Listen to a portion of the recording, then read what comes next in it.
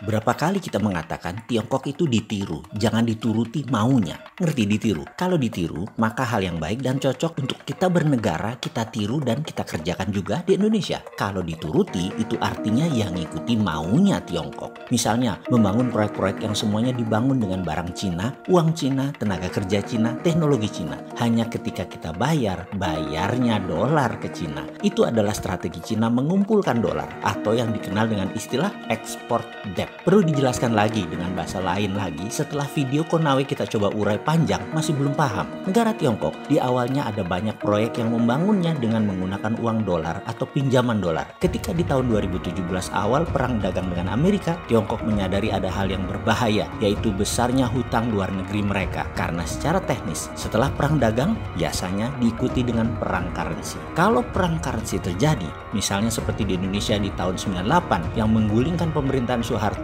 currency warfare-nya dilakukan rupiah dibanting minus 500%. Maka mereka melakukan strategi. Tiongkok melakukan yang namanya export debt atau mengirim hutang ke luar negeri. Tiongkok itu bukan jago ekspor barang produksi saja, namun mengekspor hutang mereka juga bisa. Caranya bagaimana? Cari negara-negara yang merasa dirinya miskin, yang merasa tidak punya uang, yang membangun memerlukan direct investment atau investasi asing.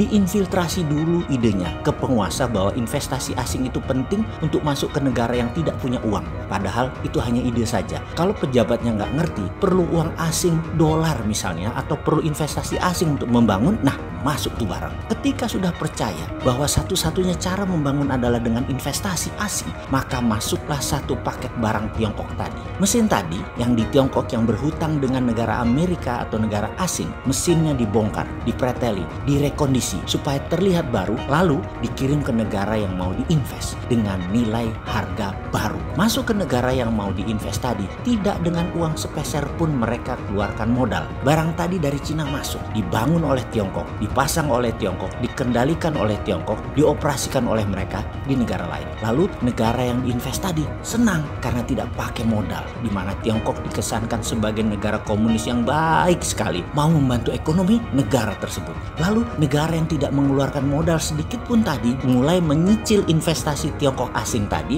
dan dibayarnya pakai dolar. Di sini Tiongkok dapat dua hal. Negara yang diinvest menanggung hutang mereka dan nyicili hutang Tiongkok. Bahkan selain melunasi hutang Tiongkok juga memberi kelebihan luar biasa besar uang dolar sebagai cadangan devisa Tiongkok karena untungnya gede banget dari mesin bekas dihargai mesin baru. Untungnya geopolitik dan geoekonomi para pejabat Indonesia jago-jago. Pejabatnya tidak segeblek negara yang terperdaya dengan langkah kolonialisasi 5.0 ala Tiongkok tersebut dengan strategi ekspor debt tadi. Bayangkan kalau pejabatnya nggak ngerti, seperti negara Papua Nugini misalnya yang berhasil dikerjai Tiongkok. Wah, bisa-bisa anak cucu bangsa tersebut bisa menghujat sampai akhir zaman kepada pejabat yang berkuasa yang bisa dikadali sama komunis Tiongkok. Bener deh, kita harus tiru cara Tiongkok tersebut, bukan mengikuti maunya Tiongkok. Misalnya, menarget mengambil bahan baku alam sebuah negara. Karena aslinya Tiongkok itu tidak punya bahan baku mineral di negaranya. Kalaupun punya, itu bukan dari tambang di Tiongkok, tetapi tambang di Afrika, tambang di Asia Barat, di mana mereka beli bahan baku mentah yang termurah, dibuang sedikit pengotornya lalu semua diangkut. Sehingga logam tanah jarang, rare earth yang mengandung 17 unsur seperti scandium, yttrium, 15 unsur lantanida seperti lanthanum, samarium, europium, cerium, terbium, dan lain selanjutnya. Semua mineral sebuah negara kalau perlu yang ada di daftar tabel periodik diambil semua sama mereka. Kita semua tahu logam tanah jarang itu mineral ikutan.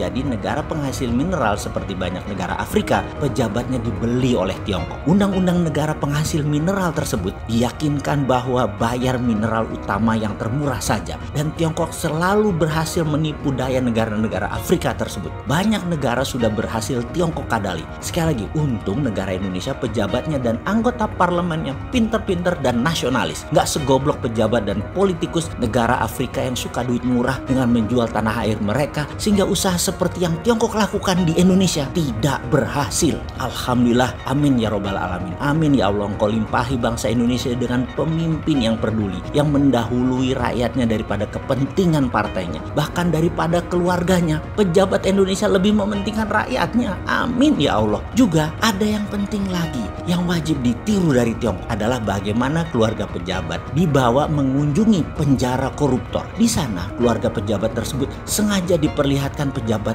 koruptor yang dihukum, diletakkan di penjara yang sangat miris sekali dilihatnya sehingga badan mereka kurus kering sambil menunggu hukuman mati. Efek keluarga, anak, istri, ayah, ibu dibawa ke penjara koruptor tadi berhasil membuat keluarga pejabat menghentikan niat aji mumpungnya memanfaatkan fasilitas negara untuk kepentingan sendiri atau kelompoknya. Dengan demikian pejabat tidak akan berani korupsi. Kalau sekarang di Indonesia bagaimana?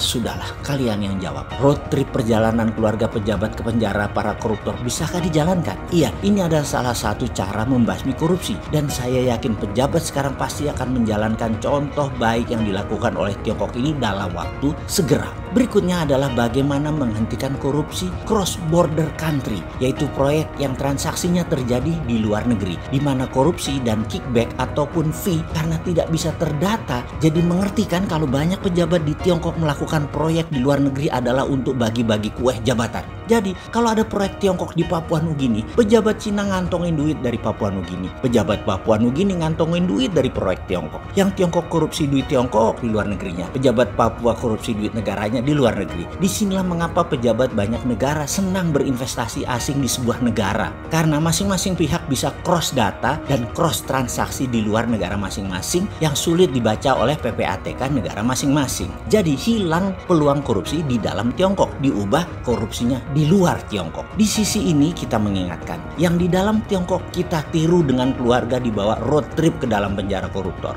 Nanti terlihat dengan jelas betapa titik-titik sarana penjahat koruptor itu di penjara di Indonesia. Lalu masih bisa main di luar negeri ya ternyata. Lalu bagaimana menyetop sementara cara bernegaranya adalah mengajak investasi asing masuk? Kok jadi serba salah begini ya bernegaranya? Sekali lagi, untung itu semua terjadi bukan di negara kita yang tercinta ini, tapi di negara tetangga yang berdebah itu.